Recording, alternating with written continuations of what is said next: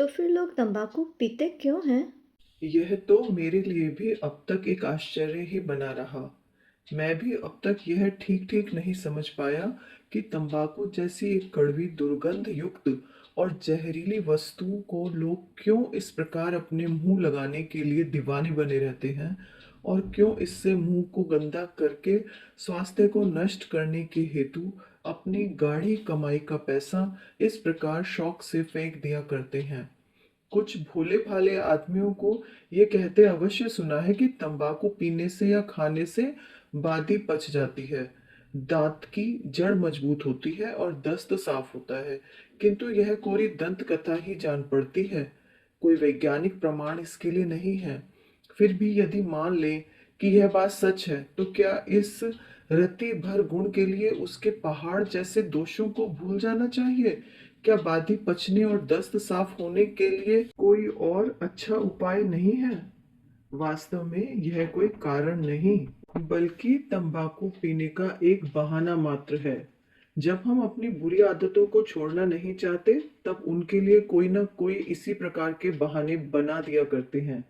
जहां तक मैं सोचता हूँ, मुझे तो यही मालूम होता है कि तंबाकू पीने का कोई उचित कारण है ही नहीं और ना उसका कोई खास उद्देश्य है। आरंभ इसका केवल दूसरों की देखा देखी और नकल करके किया जाता है, क्योंकि नकल करना मनुष्यों का बंदरों की तरह एक पैदाइशी स्वभाव है और जब एक बार इसकी लत पड़ जाती है तब फिर जल्दी छूटती नहीं, बल्कि दिनों दिन और तेजी पकड़ती जाती है।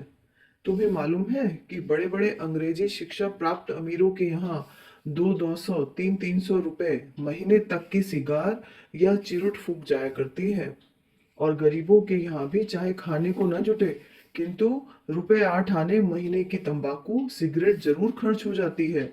यही कारण है कि तंबाकू के व्यापार से बहुत सी बड़ी बड़ी कोठियां खड़ी हो गई हैं और कितनी ही विलायती कंपनियां हमारे हाथ यह जहर बेचकर करोड़ों की रकम हम गरीबों की जेब से हर साल निकाल ले जाया करती है। न जाने कितनी भूमि यहाँ तंबाकू की खेती में फंसी रहती है, जो यदि अनाज पैदा करने के काम में आती तो इस भूखे भारतवर्ष का बड़ा भारी उपकार होता। अस्तु, तुम देखते हो, तंबाकू से कलेजा फूंक कर हम अपना स्वास्थ्य तो नष्ट करते ही हैं, साथ में अपनी गाढ़ी कमाई का बहुत सा रुपया भी खोते हैं। इतना ही नहीं, इससे हम अपने जीवन की बहुत कुछ नैतिक पवित्रता को भी नष्ट कर बैठते हैं। कैसे? यह मैं तुमको स्वच्छ वायु सेवन के संबंध में बातें करते हुए बतलाऊंगा कि मनुष्य का यह एक नैतिक कर्तव्य है कि हवा को व्यर्थ गंदी न करे।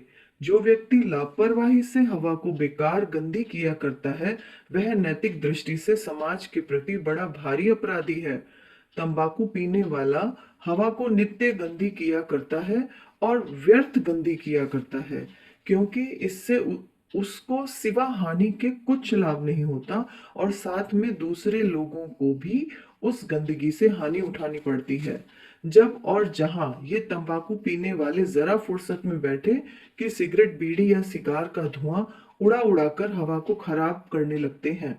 किसी कमरे के अंदर यदि दो एक भी ऐसे आदमी आकर बैठ गए, तो थोड़ी ही देर में सारा कमरा दुर्गंध से भर उठता है। जो लोग तंबाकू नहीं पीते, उनके लिए ऐसी जगह बैठे रहना एक भारी तपस्या का काम है। नाट्यशालाओं और सिनेमा घरों में इस प्रकार का अनुभव नित्य ही हुआ करता है। चारों ओर से बंद स्थान और सैकड़ों की भीड़ में जिधर देखो उधर ही सिगरेट बीड़ी और सिगार रावण की चिता की भांति सुलग सुलग कर धुआं उड़ाती रहती है और अपनी दुर्गंध से हवा को भरती रहती है। रेलगाड़ियों से विशेषकर जाड़े की रात के समय तो यह दृश्य और भी विभत्स हो उठता है।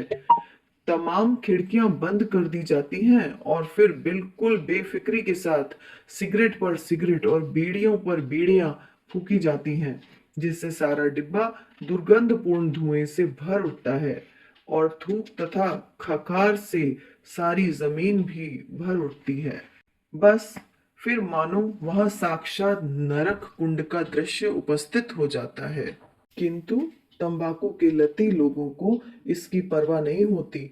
उनका मस्तिष्क स्वार्थ अंधता से इतना कुंठित हो जाता है कि उनको ये मालूम ही नहीं पड़ता कि उनकी इस गंदी आदत से किसी दूसरे को कष्ट होता है या नहीं। सच है पिताजी। मेरे दर्जे में भी दो तीन ऐसे लड़के हैं जो मास्टरों से छिपा छिपा कर बीड़ी पिया करते हैं। वे जब मेरे पास बैठते हैं तब उनके मुंह से बदबू आती है। बदबू तो आएगी ही। तुम ऐसे लड़कों का साथ हरगिज मत करना। लड़कपन में ऐसे लड़कों के साथ में ही ये बुरी आदतें आ जाती हैं। इस प्रकार के लड़के स्वयं डूबते हैं और दूसरों को भी ले डूबते हैं। याद रखो कि तंबाकू का जहर बड़ों की अपेक्षा बालकों के शरीर को कहीं ज्यादा हानि पहुंचाता है। यह क्यों? इसलिए कि बालकों का शरीर पूरी तौर पर बना हुआ नहीं होता।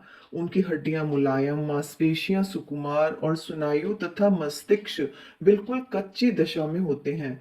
ऐसी अवस्था में यदि तंबाकू का जहर उसमें घर कर ले तो फिर इन सब की बाढ़ मर जाएगी।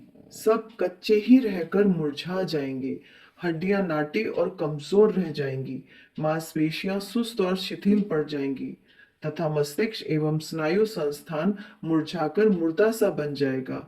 जिस प्रकार चाकू की चोटों को पीपल या बरगद के बड़े बड़े पेड़ तो आसानी से बर्दाश्त कर सकते हैं, किंतु एक पनपता हुआ पौधा उससे दो एक क्षणों के अंदर ही मर जाएगा। वही हाल एक पूर्ण वयस्क मनुष्य और छोटी उम्र के बालक के संबंध में तंबाकू का भी समझो। मैं समझ गया। आपकी बातों को सदा ध्यान में रखूंगा और ऐसी बुरी चीज के पास तक कभी नहीं जाऊंगा।